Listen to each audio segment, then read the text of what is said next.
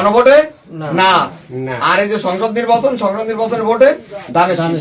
ঠিক আছে, তার পক্ষে না মানে আমি যেমন আমি ভালোবাসি বিএনপি, না মানে হলো বিএনপি, আর হ্যাঁ মানে হলো জামাত। আমি হাত দলে নাই, আমি আমার স্বাধীনতাটা চাই।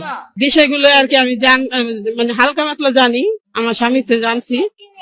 তাহলে তার মনে করেন আমি নার পক্ষে কারণ হলো যে বিএনপি ভোটটা পাক, যে যদি হ্যাঁ না আসে তাহলে নাতেই দিতে হবে, কারণ না হলো বিএনপি। এই যে সবাই সালাম পৌঁছে দেবেন এবং আমাদের জন্য দলের জন্য কাজ করতে বলবেন। আর একই কথা বলবেন, যেখানে দুইটা ভোট, একটা ভোট হচ্ছে আপনার যে সংসদ সদস্য যিনি পদপ্রার্থী, আমাদের প্রার্থী, আমাদের এখানে মনোনীত প্রার্থী, বাংলাদেশ জাতীয়তাবাদী দলের প্রার্থী, তার ভর্তি করছে ধানের শীষ। প্রার্থীর নাম হচ্ছে ডক্টর লায়ন শেখ ফরিদুল ইসলাম।